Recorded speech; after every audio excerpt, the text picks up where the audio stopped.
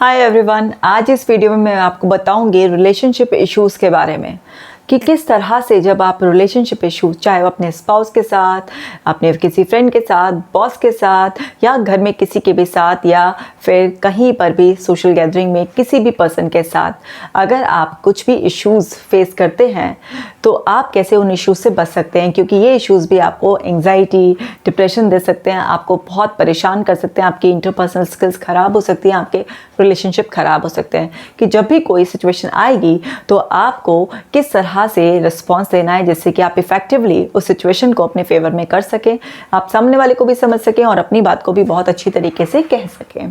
तो ये वीडियो फिर से एक सोल्यूशन ओरिएंटेड वीडियो है, तो इस वीडियो को लास्ट तक ज़रूर देखना है, शेयर ज़रूर करना है, क्योंकि आपका एक शेयर लोगों की मदद कर रहा है। अब आपने अगर अभी तक मेरी ऐप डाउनलोड नहीं की है तो ज़रूर कर लीजिए, क्योंकि इसमें आपके लिए फ्री एक्सरसाइजेस हैं। साथ ही साथ अगर आप मेरी book dear depression let's breakup पढ़ना चाहते हैं तो ज़रूर पढ़ लीजिए। चलिए तो वीडियो शुरू करते हैं। ये 4 रिस्पॉन्सेस के बारे में बताऊंगी, जो 4 रिस्पॉन्स पैटर्न्स हैं आप किसी भी सिचुएशन में दे सकते हैं। देखिए, रिलेशनशिप का एग्जांपल देते हुए मैं आपको बताती हूँ।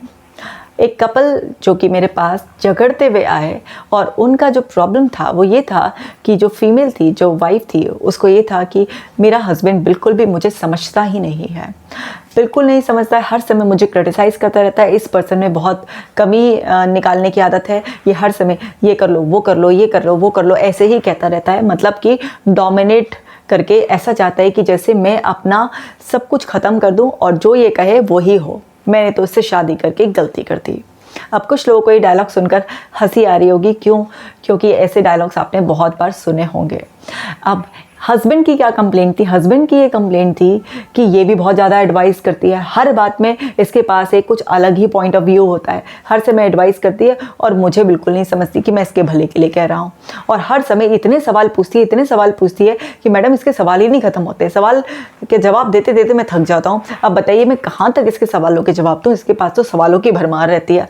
अब इस तरीके से दोनों का झगड़ा चल रहा था। अब जब भी हम कपल काउंसलिंग के केस देखते हैं तो सबसे पहले तो दोनों को बोलते प्लीज़ शांत हो जाइए, क्योंकि दोनों अपनी अपनी बात कहने में इतना ज़्यादा एग्रेसिवली रिस्पॉन्ड करते हैं कि बस मैं अपनी बात कहकर राइट प्रूव कर दूं, और किसी तरह से मैडम ना ये बोल दे कि कमी तुम्हारे हस्बैंड में है, या वो हस्बैंड बोलता है कि सोचे कि जो है ना चाहता है कि मैडम ये बोल दें कि कमी जो है वो तुम्हारी वाइफ में है, जबकि मैडम तो ऐसे बोलेंगी नहीं कि किसी में कमी नहीं, मैडम तो सही को सही और जिसमें सुधार की गुंजाइश है उसे सुधारने के लिए कहेंगी। तो समझते हैं कि कैसे हम अपने रिलेशनशिप को परफेक्ट बना सकते हैं इन रिस्पॉन्सेस पर अपना कंट्रोल कर। तो मैं आपको बता रही हूँ 4 मेन रिस्पॉन्सेस के बारे में। एक है एडवाइस, क्रिटिसाइज, एम्पैथी और सर्च करना। सो अब क्या है, ये 4 मेनली रिस्पॉन्स होते हैं एक पर्सन के किसी भी सिचुएशन में। जब एक पर्सन एडवाइस बहुत ज़्यादा देता है तो वहाँ पर क्या होता है, इतना ओवर में सलाह देने से दूसरा इंसान अपने आप को इन्फीरियर समझने लगता है। वैसे एडवाइस देना कोई बुरी बात नहीं है, हम सभी लोग एडवाइस देते हैं, जैसे प्रोफेशनल्स की आप एडवाइस तो पैसे देकर लेते हैं। घर में जो हमारे बड़े लोग होते हैं वो लोग अपने अनुभव से हमें एडवाइस देते हैं, हमारे फ़ायदे के लिए देते हैं। माँ अपने बच्चों को एडवाइस देती है, पिता अपने बच्चों को एडवाइस देते हैं, आपके बॉस जो है ना वो आपको एडवाइस देते हैं। तो एडवाइस देना या लेने में कोई बुराई नहीं है, लेकिन अति तो हर चीज़ की बुरी है ना। बिन मांगे जो सलाह होती है वो किसी काम की नहीं होती, क्योंकि बिन मांगे जो सलाह होती है वो लोगों को हीन भावना का एहसास कराती है। तो एडवाइस देनी ज़रूर चाहिए, लेकिन एडवाइस देने के भी नियम होते हैं। जब आप एडवाइस इस इच्छा से दें कि मैंने अपना फ़र्ज़ निभाया, मैं उस पर्सन के लिए कंसर्न था या मेरा पॉइंट ऑफ व्यू ये था और मैंने उसके सामने ये एक्सप्रेस किया, लेकिन अब वो बाउंड नहीं है कि मेरी एडवाइस उसे माननी ही माननी है। लोग एडवाइस देते वक्त क्या गलती करते हैं, वो सोचते हैं कि एडवाइस देने का मतलब ये है कि अब सामने वाला इस एडवाइस को 100% माने ही माने। जब आप ऐसा सोचते हैं कि मैंने जो एडवाइस दी है उसे माना ही जाना चाहिए, वहाँ पर प्रॉब्लम होती है, और बिना मांगे एडवाइस कभी नहीं देनी चाहिए। तो जो अनवांटेड एडवाइस होती है, वो क्या करती है, लोगों में इन्फीरियर फीलिंग्स डालती है। ये दूसरे पर्सन की सेल्फ स्टीम पर अटैक करती है। क्यों? क्योंकि बहुत ज़्यादा एडवाइस बिन मांगे आप जब दे रहे होते हैं तो आप बहुत ही तरकीब से, तहजीब से सामने वाले को ये बता रहे होते हैं कि मैं तुमसे बेटर हूँ, हाँ, अगर आप बड़े हैं और आप देख रहे हैं वास्तव में किसी छोटे को आपकी सलाह की ज़रूरत है और उसका ये ध्यान नहीं है कि उसको एडवाइस चाहिए, तो आप उसे दे सकते हैं। लेकिन अगर वो एक बच्चा है या बड़ा है या कोई भी है, आप उसे एडवाइस देते वक्त कंट्रोल ना करें। तो ना तो आप अनवांटेड एडवाइस दें एंड विदाउट कंट्रोल या एक्सपेक्टेशन कि भाई मेरा काम था एडवाइस देना, अब वो माने ना माने वो उसकी वो है। तो जब आप ये अपनी आदत बना लेते हैं तो आप देखेंगे कि चाहे अपनी पत्नी को एडवाइस दें, पत्नी पति को एडवाइस दें, बच्चों को एडवाइस दें, माता पिता को दें, आप कहीं वर्क कंडीशन में या कहीं सोशल कंडीशन में किसी को एडवाइस दे रहे होते हैं तो वो बुरा नहीं मानता। और एडवाइस देने से पहले आप उनसे पूछ लें कि क्या आप इसका एक डिफरेंट व्यू जानना चाहेंगे, क्या मैं आपकी कोई मदद कर सकता हूँ, क्या मैं इस सिचुएशन के लिए कुछ कह सकता हूँ। तो जब आप इस तरीके से दूसरे इंसान की परमिशन लेकर एडवाइस देते हैं तो वहाँ पर उस पर्सन के अंदर नीड अराइज हो जाती है, वो उसको वैल्यू करने लगता है, इम्पॉर्टेंस मानने लग जाता है उसकी, और फिर वो आपकी बात को पूरे ध्यान से सुनेगा। और वो ध्यान से सुनेगा तो समझेगा भी, और फिर भाई अपना फ़ायदा चाहता होगा तो आपकी एडवाइस अगर अच्छी होगी तो मान भी लेगा। अब आपने एडवाइस दे दी, अच्छी एडवाइस आपके अकॉर्डिंग है, लेकिन ज़रूरी नहीं कि सामने वाले पर सूट करे वो। तो इसलिए प्लीज़ एक्सपेक्टेशन ना पालें, क्योंकि एक्सपेक्टेशन पालेंगे तो क्या होगा, आप एक आध बार किसी को एडवाइस देंगे, नहीं मानी तो अब तो मैं बिल्कुल इसको एडवाइस नहीं देना, मानना है नहीं। अरे भाई पहले 2 बार नहीं मानी, हो सकता है इस बार आपसे एडवाइस मांगे तो इस बार मान ले। तो हर बार जब भी उसको ज़रूरत हो तो आप अपना पॉइंट ऑफ व्यू एडवाइस दे सकते हैं, लेकिन इस उम्मीद के बिना कि भाई वो मानेगा ही मानेगा, उसको ठीक लगेगी तो मान लेगा, नहीं तो नहीं। और प्लीज़ बिना मांगे तो बिल्कुल एडवाइस नहीं देनी, किसी को भी नहीं देनी है, क्योंकि आप बड़े हैं। इसका मतलब ये नहीं है कि आप सबको एडवाइस देते हुए घूमें। एडवाइस की केवल और केवल तभी वैल्यू होती है जब किसी पर्सन को उसकी ज़रूरत महसूस होती है। तो जिन लोगों का भी पैटर्न एडवाइस देने का एक्सेस में होता है, उनके रिलेशनशिप में प्रॉब्लम होती है। जैसे मेरे पास बच्चे आते हैं तो वो क्या करते हैं, अपने फादर से मदर से बहुत ही ज़्यादा फ्रस्ट्रेटेड फील करते हैं, क्योंकि उन्हें लगता है कि उनके पेरेंट्स हर बात में उनको एडवाइस करते रहते हैं, ऐसा कर लो, ऐसा नहीं करना चाहिए था, ये तुमने गलत कर दिया, वो कर, मतलब हर चीज़ में सलाह, तुम ऐसा कर लेना, वैसा कर लेना, मतलब हर चीज़ में उनको फ्रस्ट्रेट कर। ऐसे ही हस्बैंड वाइफ के बीच में भी ऐसे ही, अगर आप अपने फ्रेंड्स को भी अगर एक्सेस में एडवाइस देने लग जाते हो तो सब लोग क्या है, उस वक्त शायद कुछ ना बोलें, लेकिन पीछे पीछे वो फिर आपकी हंसी भी उड़ा सकते हैं, या बोलते ज़्यादा वो स्मार्ट बन रहा है, या इस तरीके से ना वो आप लोगों के लिए गॉसिप भी कर सकते हैं। तो एडवाइस का अगर आपका पैटर्न एक्सेस में है तो प्लीज़ इसको कंट्रोल कर लीजिए। दूसरा जो पैटर्न होता है लोगों का, वो होता है क्रिटिसाइज करने का। क्रिटिसाइज करने वाले लोग कभी ये नहीं कहते कि मैं क्रिटिसाइज करता हूँ, बोलते मैं तो स्ट्रेट फॉरवर्ड हूँ। यानी कि ये लोग अपने आप को कैसे बचाते हैं, स्ट्रेट फॉरवर्ड। भाई मैं तो स्ट्रेट फॉरवर्ड हूँ, मेरे अंदर तो किसी तरीके का कोई फिल्टर नहीं, मैं तो स्पष्ट हूँ, बिल्कुल साफ का साफ कह देता हूँ। ठीक है, अगर आप स्पष्टवादी हैं, लेकिन फिर भी कहने का कोई तरीका होता है, कोई तहजीब होती है। अगर सामने वाला वास्तव में गलत भी है तो आप उसे एकदम से ऐसे ब्लंटली गलत नहीं कह सकते, क्योंकि उसको उसकी गलती समझ में नहीं आएगी, बल्कि उसको बुरा लगेगा, उसकी फीलिंग्स हर्ट हो जाएंगी, और जो आप उसे सुधारना चाह रहे थे वो तो सुधार होगा नहीं, बल्कि गलतियां रिपीटेड होंगी और आपसे वो इमोशनली डिस्कनेक्ट हो जाएगा। तो क्रिटिसाइज करने की अगर आपकी आदत है तो उसे छोड़ दीजिए, क्योंकि स्ट्रेट फॉरवर्ड लोग जो है ना बहुत लंबे समय तक अच्छी रिलेशनशिप नहीं बना सकते, उन्हें बर्दाश्त करना बहुत मुश्किल होता है। तो आपको अगर किसी पर्सन को उसकी गलती भी बतानी है तो आप बहुत सही शब्दों का चयन करके सही टोन में आप उन्हें बहुत तरकीब से बताएंगे, जिससे कि उनका आत्मसम्मान हर्ट ना हो। लेकिन लोग बहुत ही स्पष्ट तरीके से, सिंपल सा, अगर कोई खाने में भी अगर खाना खा रहे हैं और सपोज कीजिए उस दिन सब्जी उतनी अच्छी नहीं बनी है, आज सब्जी बिल्कुल बेकार बनी है, आज तो बिल्कुल अच्छा नहीं लगा, तो मतलब एकदम से अगर आप ऐसे बोल दें तो किसी का मन बिल्कुल टूट जाएगा। तो वहाँ पर आपको एकदम से डायरेक्टली किसी के कपड़ों को लेकर, किसी की बात को लेकर, किसी के बिहेवियर को लेकर या किसी के आइडिया को लेकर स्पष्टली एकदम से रिजेक्ट नहीं करना है। स्ट्रेट फॉरवर्ड आपको उनको नहीं कहना होता है। जो लोग भी बहुत ज़्यादा क्रिटिसाइज़ करते हैं उनके शब्द भी अच्छे नहीं होते हैं, उनकी टोन भी ख़राब होती है, उनके एक्सप्रेशंस भी ख़राब होते हैं और उनके रिश्ते भी ख़राब होते हैं। उनको कोई पसंद नहीं करता, उनको सब अकड़ू, ईगोस्टिक, सब लोग की अपने आप को पता नहीं क्या समझता है, इसके तो बिल्कुल दिमाग ख़राब रहते हैं, तो बदतमीज़ है, इस तरीके तरीके के टाइटल्स मिलने लग जाते हैं, और इससे इमोशनली डिस्कनेक्ट होकर लोग बस क्या है आपके भय, आपके टेरर के लिए, तो अगर वो आपके डिपेंडेंट हैं और जो है ना आप पर पूरी तरीके से फैमिली है, तोड़ नहीं सकते, आपको कहीं भगा नहीं सकते, तो क्या है वो आपको बस झेलते हैं। तो इसलिए आपको क्या है बिल्कुल भी इतना स्ट्रेट फॉरवर्ड नहीं होना है, हर चीज़ को कहने का तरीका होता है। सपोज़ कीजिए आप किसी को अगर उसकी गलती बताना चाहते हैं, आप उसको उसकी गलतियों की तरफ कुछ उसका ध्यान शिफ्ट करना चाहते हैं, तो आप सिंपल सा इस तरह से बता सकते हैं। टेक्निक होती है फीडबैक सैंडविच टेक्निक। अब जैसे सैंडविच में हम क्या करते हैं, एक ब्रेड के लेयर लगाते हैं, फिर उसमें स्टफिंग डालते हैं अंदर, फिर एक ब्रेड लगा देते हैं एंड देन सर्व कर देते हैं। तो ऐसे ही पहले प्रेज़ की एक लेयर, यानी कि उस सिचुएशन में उस पर्सन में क्या अच्छा है पहले उसको कुछ एक्नॉलेज कर देना, देन फिर बीच में क्या गलती हुई है और उस गलती को कैसे सुधारा जा सकता है उसकी पूरी स्टफिंग भर देना, एंड देन फिर उसे प्रेज की लेयर से रैप अप कर देना, तारीफ कर देना। इस तरह से फीडबैक सैंडविच सर्व कर दिया आपने सामने वाले को, तो आपने उसको उसकी गलती की तरफ अटेंशन भी उसकी शिफ्ट कर दी है, लेकिन वो पर्सन बुरा नहीं मानेगा। तो आपको क्या समझना है कि सामने वाले को बिल्कुल एकदम से कड़वा सच सुनना पसंद नहीं होता, आपको उसे थोड़ा सा एक डिप्लोमेटिक वे में, एक प्यार से उसको बताना पड़ता है, तो फिर बुरा नहीं मानते हैं लोग और आपका मैसेज भी उनको क्लियरली मिल जाता है। अब ये दोनों रिस्पॉन्स जिसके डोमिनेंट होते हैं भाई उसके रिलेशन बहुत ही ज़्यादा ख़राब होते हैं, क्योंकि ऐसे लोगों को कोई पसंद नहीं करता जो जब बोलेंगे कड़वा बोलेंगे या जब देखो सलाह देते रहेंगे। ऐसे लोगों से सब कोई बचना चाहते हैं, उनको अपने ग्रुप में शामिल नहीं करना चाहते हैं, उनसे दूरी बना लेते हैं। बस अगर वो आपके फैमिली मेम्बर भी हैं तो चुपचाप उनके सामने ऐसे रहते हैं, एंड देन उनकी बात जाते हैं, उनका पूरा ऐसा फ्रीडम हो जाता है कि जैसे बस अभी क्या है हिटलर गया और बस अब तो पार्टी टाइम है, बल्ले बल्ले हो गई है। तो हमें ऐसा नहीं बनना है कि लोग हमारे रवाना होने का इंतज़ार करने लगे और हमसे एकदम से दूरी बनाना चाहें और हमें बिल्कुल उस कैटेगरी में रख दें कि मतलब इस पर्सन को तो टॉलरेट ही नहीं किया जा सकता।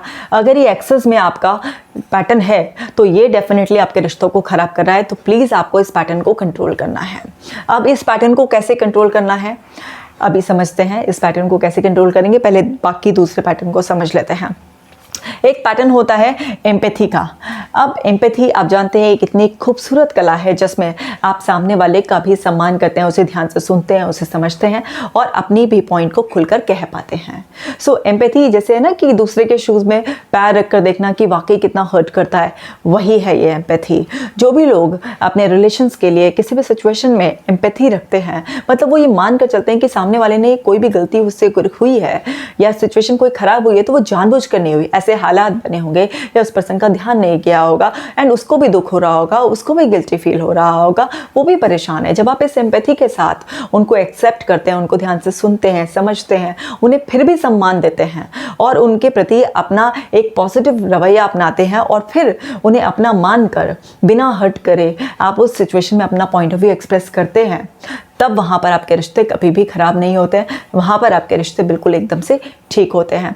लेकिन जो लोग एम्पैथी नहीं रखते, एकदम से सोचते हैं कि दूसरे से कुछ हुआ है तो बस उसने जानबूझ के किया है और बस अपना अपना अपना अपना बोले जाते हैं, तो वहाँ पर रिश्ते बहुत ख़राब होते हैं। तो एम्पैथी हर इंसान के अंदर होनी चाहिए। जो भी लोग एम्पैथेटिक होते हैं तो वहाँ पर उनके रिश्ते बहुत अच्छे होते हैं। अब अति हर चीज़ की बुरी है, अगर आप ओवर एम्पैथेटिक हो जाएंगे तो फिर आप बहुत पैसिव उसमें चले जाएंगे। तो आपको ओवर भी नहीं होना है, एक रीजनेबल अमाउंट में आपको एम्पैथेटिक होना है कि दूसरों को भी सुनिए, समझिए, उनको सम्मान दीजिए और अपना भी जो पॉइंट है उसको अच्छी तरीके से एक्सप्रेस कीजिए ताकि आप दोनों का बॉन्ड बहुत अच्छी तरीके से बना रहे।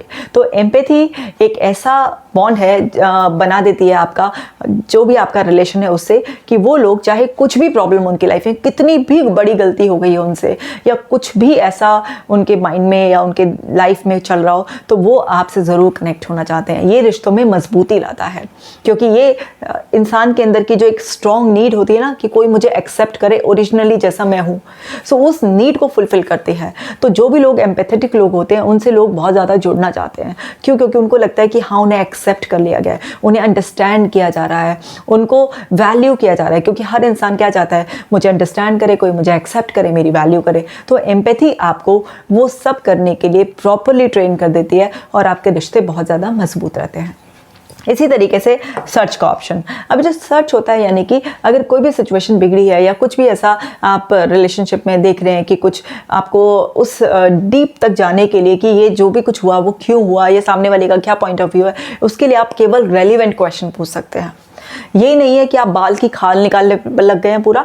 सिचुएशन से रिलेटेड जो जेन्युइन, जो रियल क्वेश्चन होते हैं, अगर आप वो पूछते हैं, तलाशते हैं वजह कि ऐसा हुआ तो क्यों हुआ, तो उससे क्या होता है, सामने वाला हर्ट नहीं होता। लेकिन अगर आप बहुत ज़्यादा ख़राब टोन में और बहुत ज़्यादा स्ट्रिक्ट क्वेश्चनिंग करने लग जाते हैं और क्वेश्चन पे करने लग जाते हैं, तो ये अच्छा रिस्पॉन्स होते हुए भी ख़राब हो जाता है। क्योंकि इससे आप तो एक्चुअली उस पर्सन के अंदर उतरना चाह रहे थे, भाई सवाल पूछकर ही तो एक पर्सन के अंदर आप उतर सकते हैं ना, उसे जान सकते हैं, उसे समझ सकते हैं। लेकिन अगर आप उसके सवालों के जवाब को एक्सेप्ट ना करके उसे डिसरिस्पेक्ट कर और उल्टे सीधे सवाल पूछने पे लग जाएंगे, तो सामने वाला समझ जाएगा कि आप उसकी खिंचाई पर लगे हुए हैं और आपके सवालों में एक सरकास्टिक टच है और आप जो है ना उसको जानबूझ के ह्यूमिलेट करने के लिए जो है ना आप उससे ऐसे सवाल पूछ रहे हैं। तो इस रिस्पॉन्स को पॉजिटिव कैटेगरी में रहने दीजिए और केवल उतने ही जितने ज़रूरी हो उतने रेलिवेंट सवाल पूछिए, ताकि आप उस जो हुआ है, जो भी कुछ, उसके कारणों तक, यानी कि उसके रूट कॉज तक पहुंच जाएं और उस पर्सन को एम्पैथी से एक्सेप्ट कर उस सिचुएशन को बेटर कर पाएँ।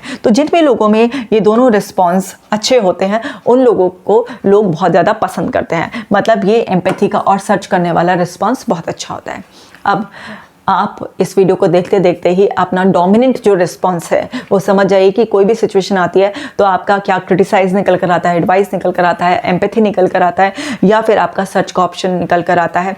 और आपका जो भी हो, अब आपको पता चल गया है। अब आपको समझना है कि ये चारों रिस्पॉन्सेज का मैं एक एग्जांपल देती हूँ और फिर बताती हूँ आप कैसे अपने रिस्पॉन्सेज को ठीक कर सकते हैं। जैसे वो हस्बैंड वाइफ का जो कपल का मैं एग्जांपल ले रही थी, तो भी मैंने आपको बताया था, दोनों झगड़ रहे थे। एक का कहना था ये डोमिनेट करते हैं, क्रिटिसाइज करते हैं, एडवाइस देते हैं।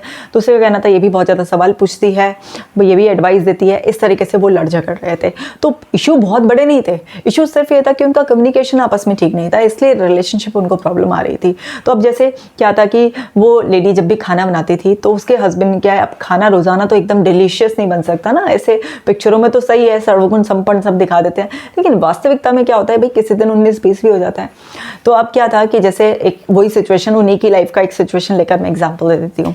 तो क्या था कि वो किचन में खाना बनाया, तो एक दिन खाना उतना अच्छा नहीं बना जितना हस्बैंड को अच्छा चाहिए था। तो अब इसको वो कैसे कहते थे यार आज तो सारा मूड खराब कर दिया, सारा खाना बेकार था, सुबह से शाम तक काम कर आओ और फिर घर में आकर ढंग का खाना भी ना मिले, इस तरीके से कहते थे। अब उस लेडी का बिल्कुल मन टूट जाता था, क्योंकि अब वो ये थोड़ा ना चाहती है मेरा पति सुबह से शाम तक काम करके आया, मैं उसे ढंग का खाना भी ना दूं, ऐसा उसका कोई इंटेंशन नहीं था। लेकिन उसके शब्दों से वो इतना ज़्यादा डीपली हर्ट हो गई, उसे ऐसा फील होता था जैसे उसने जानबूझ के ऐसा किया है, और उसका अपना ही सेल्फ कॉन्फिडेंस खोने लग गया। और उसे एडवाइस देना कि खाने बनाने में दिमाग लगाया करो, इधर तो तुम्हारा दिमाग लगा रहता है, घर पे ध्यान नहीं है, मतलब इस तरीके के एडवाइजेस देना, सब क्रिटिसाइज करना शुरू कर देते थे। तो रिलेशनशिप और ज़्यादा ख़राब हो रहा था। अब इसी सिचुएशन को इन चारों रिस्पॉन्सेज से कोई पर्सन कैसे संभालता है, तो क्रिटिसाइज का तो भी मैंने बता ही दिया, जैसे वो सज्जन कर रहे थे। अब एडवाइस देने का भी वही है कि देखो तुम्हें खाना बनाते वक्त ना खाना बनाने में दिमाग लगाना चाहिए, तभी खाना अच्छा बनेगा। अब तुम अपना इधर उधर से दिमाग हटाकर खाने में लगाया करो, तब खाना अच्छा बनेगा। तो ये हो गया ये एडवाइस दे देना किसी को, बिना ये जाने कि खाना क्यों खराब बना है, आपने सीधा सा एक एडवाइस दे दी है। हो सकता है उस पर्सन का दिमाग वहीं पर हो, लेकिन फिर भी उससे गलती हो गई हो। तो एडवाइस ऐसे देते हैं। और अगर सर्च करना हो तो कैसे करेगा कोई पर्सन, कि ऐसे भी प्यार से पूछा जा सकता है, भाई आज खाना बनाते वक्त क्या कहीं और बिजी हो गए थे, कोई ऐसी बात हो गई थी जिसकी वजह से थोड़ा सा ध्यान हट गया हो। तो ये क्या कर रहे हैं, आप तरकीब से पूछ रहे हैं कि खाना बनाते वक्त ऐसा क्या हुआ था जिसकी वजह से ऐसी गलती हो गई है। तो यहाँ पर एक पर्सन इतना बुरा नहीं मानेगा, उसको लगेगा कि हाँ ठीक है, नॉर्मल सवाल ही तो पूछा जा रहा है। या इसी सिचुएशन में आप ऐसा भी कह सकते हैं कि भाई खाना तो तुम हमेशा बहुत लाजवाब बनाती हो, बहुत बढ़िया बनाती हो, आज खाने में थोड़ा सा वो स्वाद नहीं है जो तुम्हारे हाथों में आता है, लेकिन कोई बात नहीं, आज ऐसा ही सही। तो आप जब इस तरीके से वो करेंगे तो उस पर्सन को डायरेक्ट एक मैसेज पहुंच गया कि भाई आप उसे वाकई अप्रिशिएट करते हैं ना, कि आप उसको खाना पसंद करते हैं। और आज अगर 19-20 भी है तो आपने उनकी नोटिस में भी ले आए, और साथ के साथ आपने क्या किया, उनको ये भी है कि आज मैनेज हो जाएगा। तो उस सामने वाले पर्सन को कितना अच्छा फील होगा, उसको लगेगा आप उसे समझ रहे हैं, उस पर विश्वास करें कि आज खाने में गड़बड़ी ना उसने जानबूझ के नहीं किया, हो गया है किसी वजह से। तो नेक्स्ट टाइम से आपके इतने प्यारे रिस्पॉन्स की वजह से वो पर्सन माइंडफुल रहेगा, और वो अपना खाना बनाते वक्त और भी ज़्यादा माइंडफुल रहेगा, और वो आपको अच्छा खाना सर्व करना चाहेगा। तो जब आप एम्पैथी से इस तरीके से सिचुएशन को संभालते हैं तो वहाँ पर आपके रिश्तों में मजबूती आती है। अब चाहे ये कपल का केस हो, या आपके बच्चों के साथ हो, या आपके बॉस के साथ हो, या आपके दोस्तों के साथ हो, कहीं पर भी देख लीजिएगा कि आपका इन चारों में से कौन सा डोमिनेंट पैटर्न है। अगर आपका क्रिटिसाइज या एडवाइस बहुत डोमिनेंट है तो प्लीज़ प्लीज़ इसको चेंज कर लीजिए और एम्पैथी और सर्च वाले पर आ जाइए। इससे आपके रिश्ते मजबूत रहेंगे, बड़ा सारा प्यार बना रहेगा, ना बच्चे आपसे कटेंगे, ना पत्नी को कुछ शिकायतें होंगी और ना ही बॉस छूटेगा, ना ही कुछ इस तरीके से। तो आप जो है ना, कोई भी सिचुएशन हो लेकिन आपको एम्पैथी और सर्च, हाँ अगर कभी क्रिटिसाइज करने की ज़रूरत भी हो तो फीडबैक सैंडविच खिला दीजिएगा, उस पर्सन को बिल्कुल भी बुरा नहीं लगेगा। तो इस तरीके से आप जो है ना बहुत अच्छी तरह से अपने जो रिस्पॉन्सेज है मैनेज कर सकते हैं। इसके अलावा और क्या कर सकते हैं हम, कोई भी सिचुएशन आए तो ज़रा अपनी सुनने की स्किल को बढ़ा लीजिए। जब आप किसी व्यक्ति को सुने तो सिर्फ कानों से ना सुने, उसको आंखों से भी सुने। आंखों से भी सुना जाता है, यस। आंखों से कैसे सुना जाता है, जो वो बोल रहा है उसकी बॉडी लैंग्वेज को देखकर उसे आंखों से सुना जाता है। कई बार क्या होता है ना, किसी से पूछो कैसे हो, बोलते ठीक हो, लेकिन शक्ल से लग नहीं रहा है ठीक हो। तो क्या है, आप शक्ल की तरफ देखते हो, अगर आपका ध्यान है उधर तो बोलते ठीक लग तो नहीं रहे हो, क्या बात है, कुछ ऐसा हो, मैं कुछ कर सकता हूँ आपके लिए। तो आप क्या है, अगर उसे आंखों से नहीं सुन रहे होते, केवल कानों से सुन रहे होते, ध्यान इधर होता, तो आप बिल्कुल जो उसने बोला नहीं ठीक हूँ सब कुछ, उसी पर भरोसा कर लेते। तो उस पर्सन को कभी पता चलता कि आप उसे समझ रहे हो, आप उसे समझ पा रहे हो, नहीं। लेकिन आप उसे आंखों से भी सुन रहे थे, कानों से भी सुन रहे थे, तो उसकी वॉइस मॉड्यूलेशन पर, उसकी वॉइस की क्वालिटी क्या है, उसके एक्सप्रेशंस क्या है, उसकी आंखें क्या बोल रही हैं, सबसे आप पहचान गए। तो सामने वाले को क्या फील होता है कि आप उसे समझ गए, आपने उसे एक्सेप्ट कर लिया, आपने उसे अपना एक हाथ दे दिया, एक सपोर्ट दे दिया। तो वहाँ पर कनेक्टिविटी बहुत ज़्यादा मेंटेन होती है। तो अच्छा सुनेंगे तो फिर अच्छा समझेंगे भी। इस भी तरीके से आप अपने एम्पैथी को, रिस्पॉन्स को बढ़ा सकते हैं। साथ ही साथ इस बात को माइंड में फिट कर कर कि जो भी व्यक्ति जैसा भी करता है वो कुछ स्पेसिफिक कंडीशंस ऐसी बन जाती हैं उस वजह से करता है, और हर व्यक्ति ओरिजिनली अच्छा होता है और हर इंसान डिफरेंट होता है। तो जो जैसा है हमें उसे ऐसा एक्सेप्ट ही करना पड़ेगा। जब हम उसको एक्सेप्ट करते हैं तब अगर उसमें कोई कमी भी है तो उसे सुधारा जा सकता है, लेकिन बिना एक्सेप्ट करे किसी को रिजेक्ट कर कर कभी सुधारा नहीं जा सकता। जब इन छोटी छोटी सी बातों का आप ध्यान रखेंगे तो आपका एम्पैथी का रिस्पॉन्स अपने आप ही बढ़ता चला जाएगा और आपके रिश्तों में जो कड़वाहट है, जो लोग आपको अकड़ू, हिटलर, बदतमीज़, डोमिनेटिंग और इस तरीके के जो और भी नेम्स होते हैं ना, वो देते हैं, टाइटल देते हैं, आपको लेबलाइज करने की कोशिश करते हैं, उस सबसे आप बच जाएंगे और आपके रिश्ते बहुत अच्छे होंगे। तो आई होप ये वीडियो आपको ज़रूर अच्छा लगा होगा। अगर आपको ये वीडियो अच्छा लगा है तो ज़रूर मुझे कमेंट कर कर भी बताएंगे आप कि ये वीडियो आपको कैसा लगा है। और जब आप मुझे कमेंट करेंगे तो आप किसी और टॉपिक पर भी वीडियो चाहते हैं तो वो भी आप मुझे ज़रूर बता देंगे। इस वीडियो को ज़रूर शेयर करना है, क्योंकि आपको पता ही है कि ऐसी यूज़फुल वीडियोस मैं आपके लिए हर ट्यूसडे और सैटरडे को 8 बजे डालती रहती हूँ। ऐसे ही मुझसे जुड़े रहिए। Take care.